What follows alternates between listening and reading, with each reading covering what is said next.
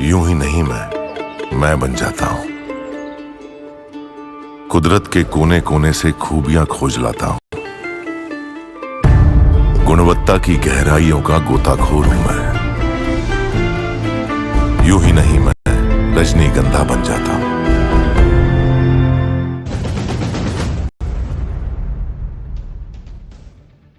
विपक्ष के पास नरेंद्र मोदी के काम का कोई तोड़ नहीं दिख रहा, इसलिए रोज नया माल ढूंढ कर लाते हैं, ये बताने के लिए कि मोदी दरअसल धांधली से जीत रहा है। अभी तक सारा दोष ईवीएम पर फोड़ते थे, कहते थे कि बॉस ईवीएम में खेला करके मोदी चुनाव जीतते हैं। फिर कहा कि नहीं मोदी मीडिया मैनेज करके चुनाव जीतते हैं। दोनों बात का कोई सिर पैर है?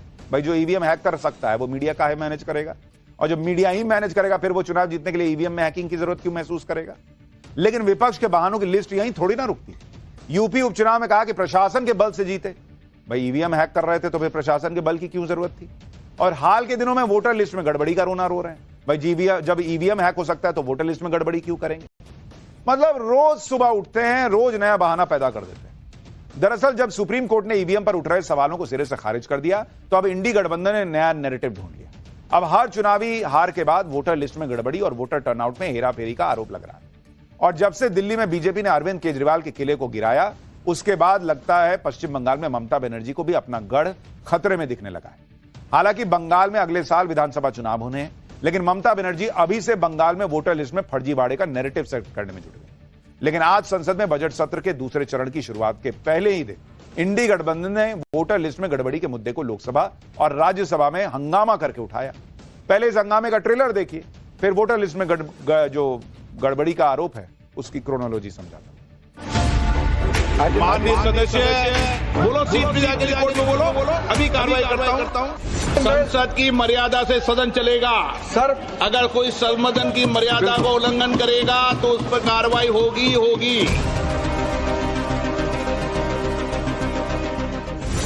वोटर लिस्ट सरकार बनाती है क्या कि वोटर लिस्ट पे यहाँ पे एक डिस्कशन हो जाए? ओके, आप बनाते नहीं हो, इसको हम एक्सेप्ट कर रहे हैं, आप डिस्कशन तो कीजिए। का एक रिफ्रेशर कोर्स कराया जाए। They should go for a refresher course. They should understand the rules and the regulations, and they should come. And the government is ready to discuss anything. कोई भी बात कहेंगे उसको हम डिस्कस करने के लिए तैयार।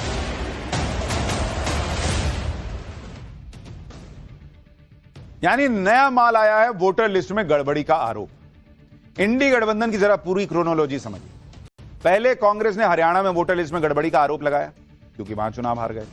फिर महाराष्ट्र में कांग्रेस और महाविकास आघाड़ी में उसके सहयोगियों ने महाराष्ट्र में वोटर लिस्ट में धांधली का आरोप लगाया। क्यों? क्योंकि वहां चुनाव हार गए। इसके बाद दिल्ली में अरविंद केजरीवाल और आम आदमी पार्टी ने वोटर लिस्ट में गड़बड़ी का आरोप लगाया। बीजेपी की यहां भी शानदार जीत हो गई। और अब पश्चिम बंगाल में ममता बनर्जी वोटर लिस्ट में धोखाधड़ी का आरोप लगा रही। टीएमसी का आरोप है कि राज्य में कई वोटर्स के वोटर आईडी कार्ड का नंबर और हरियाणा के वोटर्स का वोटर आईडी नंबर एक ही है। इस मुद्दे पर आज बजट सत्र के दूसरे चरण के पहले ही दिन इंडी गठबंधन ने हंगामा किया। टीएमसी सांसद सौगत रॉय ने पश्चिम बंगाल की वोटर लिस्ट में एक जैसे एपिक नंबर का मुद्दा उठाया, जिस पर लोकसभा स्पीकर ओम बिरला ने चुटकी ली और वोटर लिस्ट सरकार नहीं बनाती ये बात भी कह दी। लेकिन राहुल गांधी कहां मानने वाले थे, उन्होंने भी यह मुद्दा उठा दिया। एक बार सुनिए, फिर इसके आरोप की सच्चाई बताता हूं। आपने सही बात बोली कि वोटर लिस्ट क्या सरकार बनाती है? मैंने नहीं बोला। नहीं, आपने बोला क्या, और आपने सही बोला कि सरकार वोटर लिस्ट नहीं बनाती है। मगर पूरे देश में वोटर लिस्ट पर सवाल उठ रहे हैं। हर स्टेट में, हर ऑपोजिशन के स्टेट में और महाराष्ट्र में black and white voter list पे सवाल उठे हैं। तो पूरा ऑपोजिशन मिलकर सिर्फ ये बोलने दीजिए, पूरा ऑपोजिशन सिर्फ मिलकर ये कह रहा है कि वोटर लिस्ट पे यहां पे एक डिस्कशन हो जाए। ओके, आप बनाते नहीं हो, इसको हम एक्सेप्ट कर रहे हैं, आप डिस्कशन तो कीजिए। अब ये भी समझ लीजिए कि जिस एपिक नंबर को लेकर इंडी गठबंधन नया नैरेटिव लेकर आया, वो एपिक नंबर होता क्या है? दरअसल एपिक का मतलब होता है इलेक्टोरल फोटो आइडेंटिटी कार्ड। ये 10 अंकों का नंबर होता है जो वोटर आईडी कार्ड पर दर्ज होता है। जैसे किसी का एपिक नंबर XYZ0997544 है तो इसमें पहले 3 अक्षर राज्य या क्षेत्र के बारे में जानकारी देते हैं, बाद के 7 अंक वोटर की पहचान को बताते हैं। यह नंबर हर वोटर के लिए अलग होता है। चुनाव आयोग ने माना है कि दो अलग अलग राज्यों में एक जैसे अल्फा न्यूमेरिक सीरीज का इस्तेमाल होने पर डुप्लीकेट एपिक नंबर के कुछ मामले हो सकते हैं। हालांकि इस तरह की आशंकाओं को दूर करने के लिए चुनाव आयोग ने भविष्य में ऐसा सिस्टम तैयार करने की बात कही है जिससे पैन कार्ड की तरह सभी लोगों के वोटर आईडी कार्ड नंबर भी अलग अलग हो सके। और पश्चिम बंगाल सरकार के आरोपों पर दिए जवाब में चुनाव आयोग साफ कह रहा है कि एपिक नंबर सेम होने का मतलब यह नहीं कि किसी का डुप्लीकेट या फर्जी वोटर आईडी कार्ड बन गया है। एपिक नंबर चाहे जो भी हो, वोटर अपने विधानसभा क्षेत्र से बाहर वोट नहीं डाल सकता, क्योंकि सिस्टम इतना फुल प्रूफ है कि दूसरी जगह उसका नाम वोटर लिस्ट में मिलेगा ही नहीं, तो कैसे वोट डाल दीजिएगा। इधर संसद में कांग्रेस नेता राहुल गांधी वोट और वोटर लिस्ट का मुद्दा उठा रहे थे। उधर छत्तीसगढ़ में ईडी की टीम नोट गिनने वाली मशीन लेकर राज्य के पूर्व सीएम भूपेश बघेल के घर पहुंच गई। खबर है कि करीब 10 घंटे की पूछताछ के बाद ईडी की टीम ने भूपेश बघेल के घर से करीब 33 लाख रुपए कैश बरामद किया, जिसे गिनने के लिए ईडी की टीम को मशीनें मंगवानी पड़ी। तस्वीरों में ईडी की टीम बघेल के घर पर मिले कैश को गिनती भी नजर भी आ रही। ईडी की टीम ने भूपेश बघेल के बेटे चैतन्य बघेल को आगे की पूछताछ में शामिल होने के लिए समन भी भेजा है, यह भी निकल कर आ रहा है। यानी दिन भर काफी हंगामा जो है वो मचा रहा और उसकी तस्वीरें आती रही। लेकिन पाठशाला में अब अगला चैप्टर। हाथ में लेकर योगी आदित्यनाथ की तस्वीर, हिंदू राष्ट्र बनाने भयंकर जनसैलाब आ गया सड़क पर। जिधर देखो उधर हिंदू राष्ट्र बनाने की गूंज, वो महाभीड़ जो अब नहीं रुकने वाली, अब उसका चैप्टर।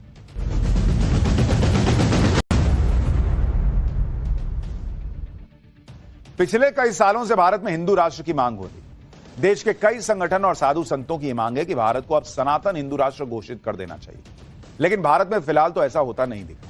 लेकिन आपने सही बात बोली कि वोटर लिस्ट क्या सरकार बनाती है। मैंने नहीं बोला, नहीं, आपने बोला क्या, और आपने सही बोला कि सरकार वोटर लिस्ट नहीं बनाती है। मगर पूरे देश में वोटर लिस्ट पर सवाल उठ रहे हैं।